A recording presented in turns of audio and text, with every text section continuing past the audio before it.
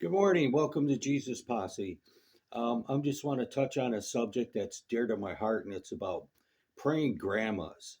Um, my grandmother passed away when I was 18 years old. She kind of raised me on and off um, till I was 18.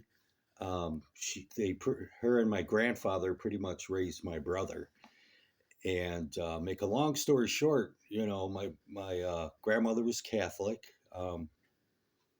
I'm not condemning anybody or poking fun at Catholics. She did the rosary, and she used to have this little container with all these index cards in it, and it had people's names on it. And she used to pray for me, my brother, relatives, friends, neighbors. I mean, she just filled with all these index cards of different people, and uh, and things she was going to be praying for them. And it was it was amazing. It just blew my mind. I didn't realize how much praying she did, how long she would pray until I got older, and I lived with him for a while. And my grandfather fixed up the basement. He had a drywall business, and I was working for his drywall business. Long story short, I was down in the basement. The bathroom was upstairs, so I go to bed 9, 10 o'clock at night, get up early, 5 o'clock in the morning. We're up at it at work. So get to bed early. And my grandmother, she would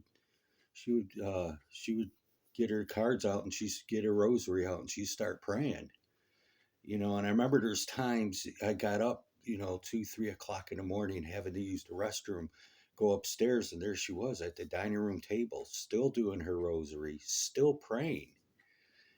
And I remember even further back, being a kid going to the restroom at 9, 10 o'clock at night, she's doing her rosary, getting up early in the morning to go to school. And there she was, with her rosary in her hand, and her index cards out, still praying. I mean, not just 5 minutes. I'm talking upon hours of praying. So she did have this real close, tight personal relationship with Jesus, with God. And I'll never forget that I turned 18 years old. My birthday's in the end of August. I'm in my 50s. She sent me a card. I knew she sent it out on time. It didn't get to me until late, to like the beginning of September the same year. And I'll never forget what that card says.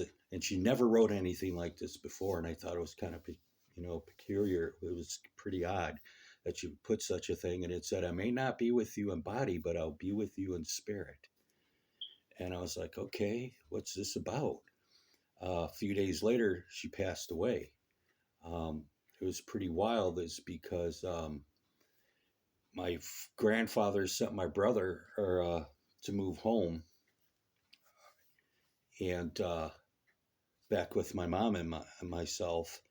And he had a vision to where he was laying down in the living room on the couch, and he just happened to be looking up towards the window, and he saw my grandmother's face for a second, you know, and then it disappeared, and he knew something was wrong. And from me reading my birthday card, I said, something's just not right. So she passed.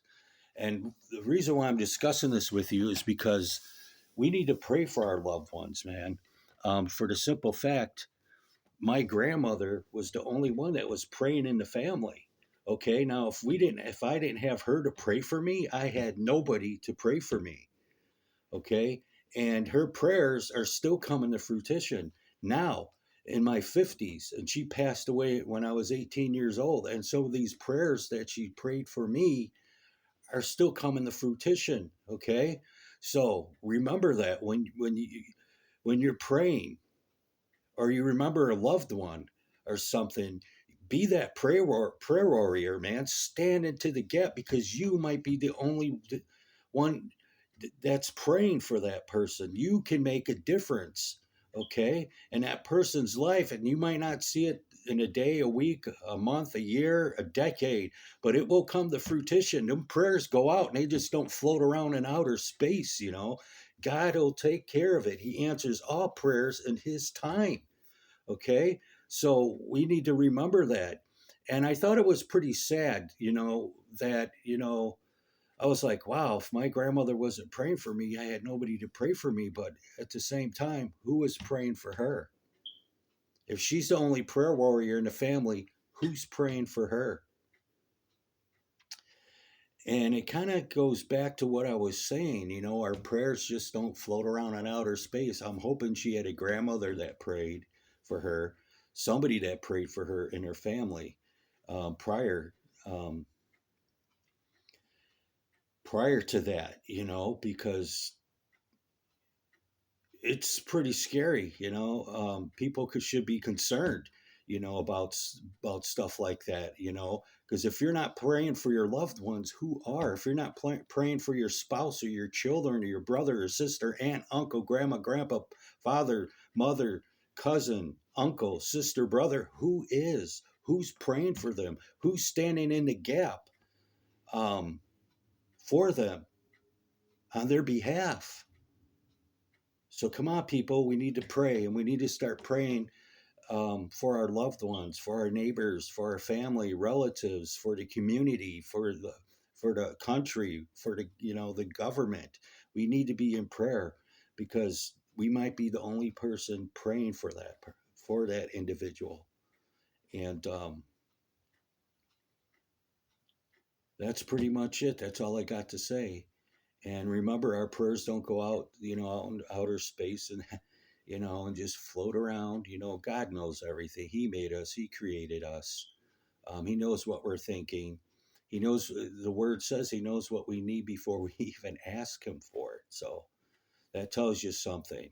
So please stand in that gap for your loved ones and pray. God bless, and I'll talk to you later.